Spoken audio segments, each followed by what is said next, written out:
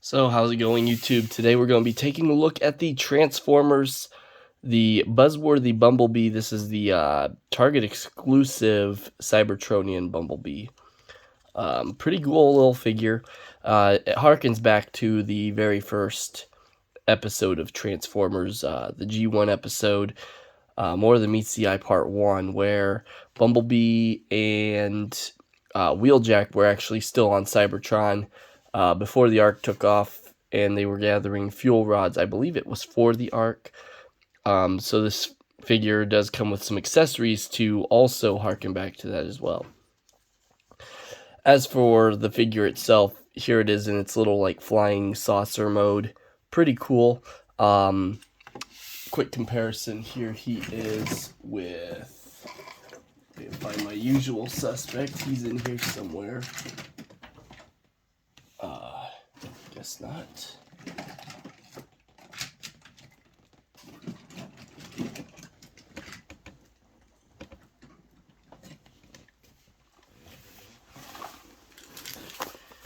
Here he is with, there's Siege Impactor, just for a little size comparison to another deluxe, larger deluxe.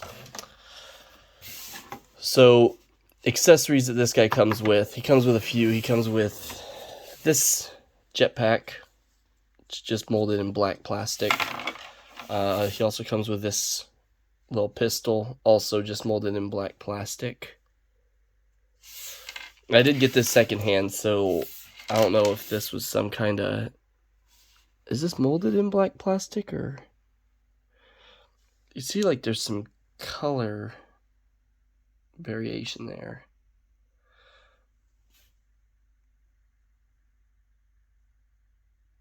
But I want to say it's molded in black plastic.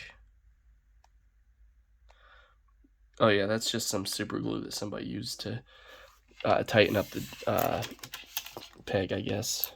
It comes with 5 of these little fuel rods, though, so they can fuel the Ark. I'll set those off to the side. They're kind of neat for like just a display or something, but as for actually utilizing them, they're not really that great. So moving on to the figure itself, this yellow is really nice. Autobot insignia tampograph there. Nice gunmetal across the grill. I like the clear blue here. Unfortunately, this whole piece is clear blue, so it's painted yellow, and it doesn't match the rest of the plastic. I don't complain too much. You can't really tell off camera, in person, but definitely on the camera, you can see the color variation there. Very panely as well. And he does turn out to be a bit kibbly in his robot mode as well, just due to the way it transforms. There he is from the bottom. For the most part, it's, you know, just the robot tucked up under there. You got his feet here, his arms here, his head there, and you can see his face. You can't turn his head around for transformation, unfortunately. So anyway, transforming him, I like to start by just kind of pulling up here. There's 2 tabs here. They're supposed to go into these slots on the feet. They don't fit in that great, but they do go in. And then I think it's this tab here goes into this slot right there. So pull that forward, and then we can just kind of pull these panels back a little bit to get these tabs out from under there. Once you do that, and they are on ball joints, so you can pull them out a little bit, you can untab them from each other and bring the legs around and down, like so. Next thing you really want to do is bend this first hinge here that's actually attached to the leg, right there, and then this second hinge here. And you can fold this back, and it's supposed to tab in on this peg here, right there. Once again, it's not perfect, it still wiggles around a bit, but just somewhere for it to go. Anyway, bring that panel back and then flip that up like that. And then we're going to just kind of pull the foot inward to unlock this tab, and then rock it back on a double hinge. And there's one leg done. The other side's exactly the same, so I'm not going to waste too much time showing it. Alright, so with the legs done, we can now come to this portion here, and you just want to rotate these arms outward. So rotate it out, and bring out the hands.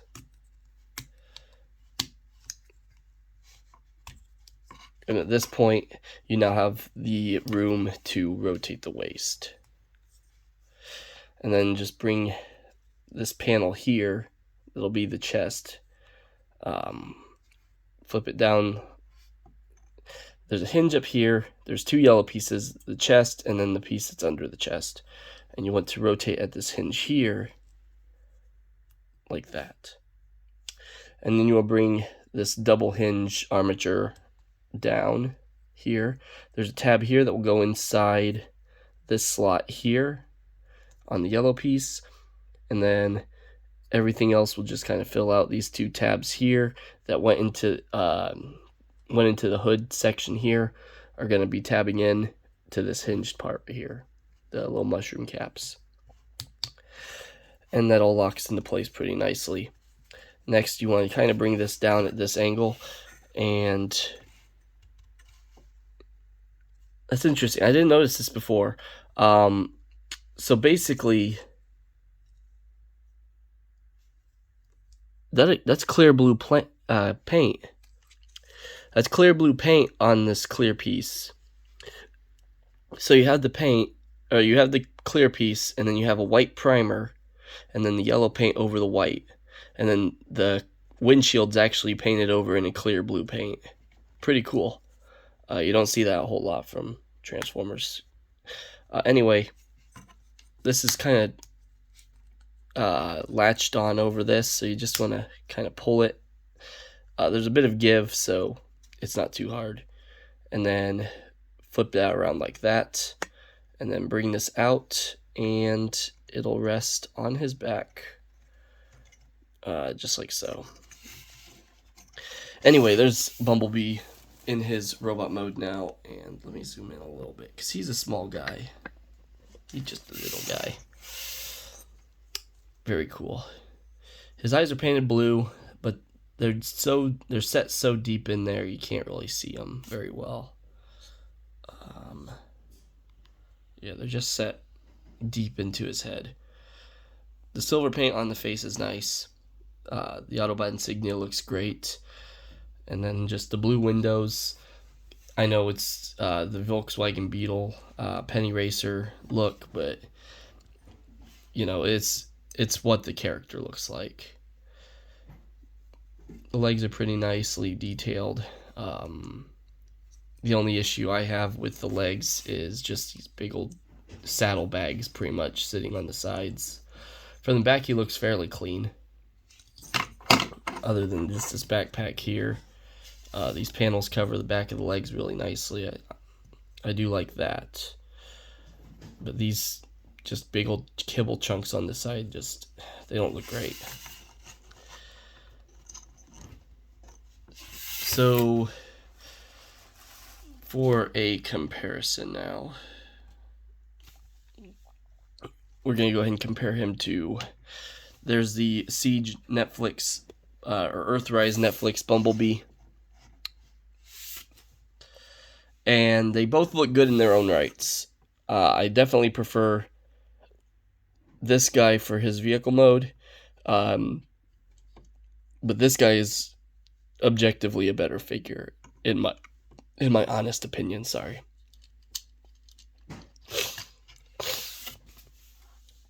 Here he is with Wheeljack, his buddy. I think that's a pretty good size comparison there. Even with that, pretty much at the top of their head, they're the same height. These two Bumblebees are, which is really cool.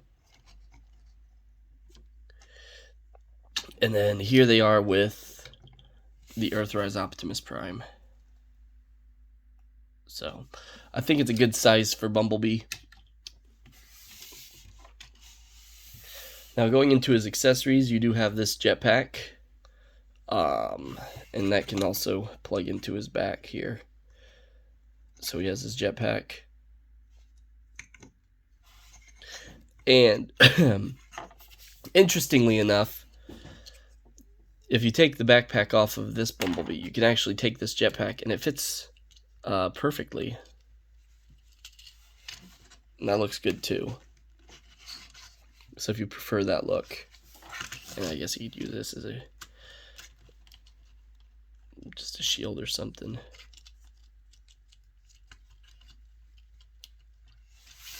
Which is pretty cool.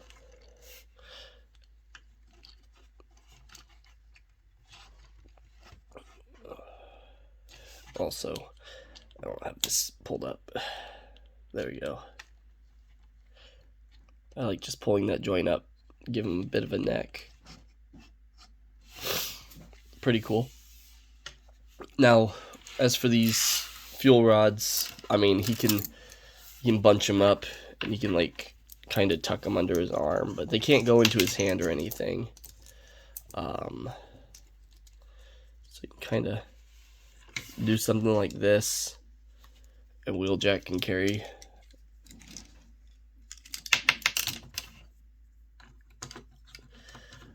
Wheeljack can kind of carry one as well, maybe. I don't know, it just slips right out. But as you can see, these aren't 5mm posts, so you can't get it into his hand. However, I think this might be. So if we take a figure that has a hand that opens up,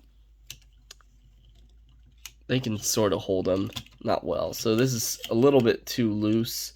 This is too tight.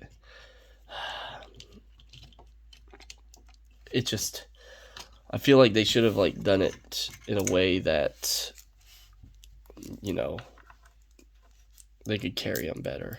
Otherwise, these really just could live in a bag or something off to the side, to be honest. I don't think they were necessary. I think they were really just used to flesh out the price point and make this the price of a deluxe. Blaze this up. And then, of course, he can hold his gun.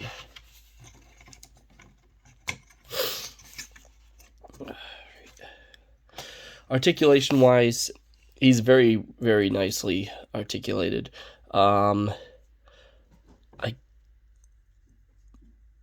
I'd have to say he's better articulated in some senses than the Netflix one.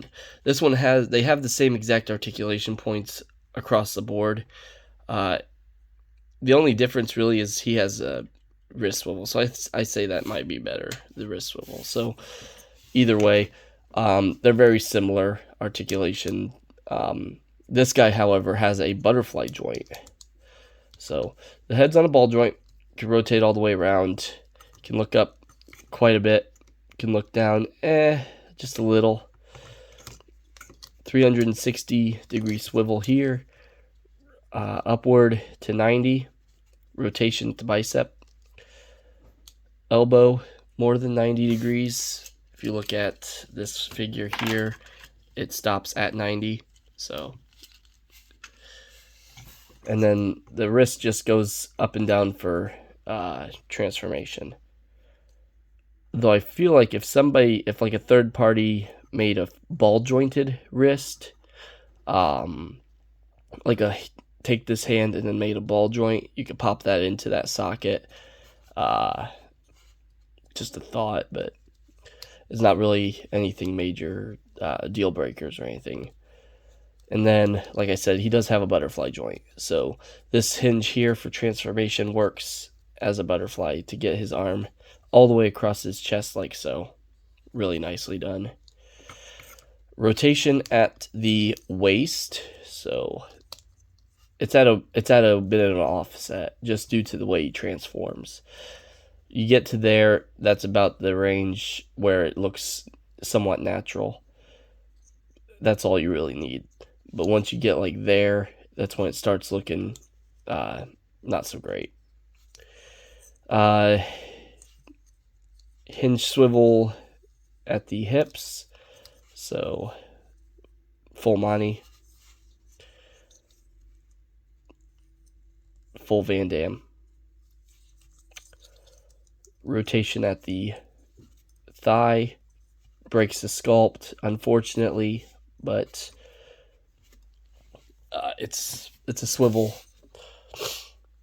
and it's also necessary for transformation. A double jointed knee, so you can kind of move this panel out of the way to access it better, but a double jointed knee to get you a really, really good range here if you move that panel out of the way. If not, it's limited to about 90 degrees. Even there, 90 degrees. Ankle forward, ankle back, and that's not even the extent. Like, there's all the way forward, parallel with the thigh. There's all the way back, about parallel with the thigh. And then it's kind of an extension as well. So if you need it for posing for, you know, I don't know, some kind of action pose, it's there. And then the ankle rocker. So really, really nice. And the ankle rocker goes all the way in. So full Van Damme, feet flat on the ground. Excellent. So really, really good figure. I definitely recommend. Is it worth the $20, $22, whatever they're asking for them? I would say more so this than this, especially, you know, with all the accessories you get. Though some of the accessories have limited use, they definitely do flesh out the price point a bit. However, if anything, I think it would have been nice if he'd come with like a minifigure of Spike. That would have been cool. Not in an exosuit, just a miniature figure of Spike. Had he not come with it, like if this guy would have come with it, that'd been great. But really cool, really nice figure. Best Bumblebee of the year of 2021, I would have to say so. He's really good, really great figure. Definitely like him. So I definitely recommend. Until next time, till all are one.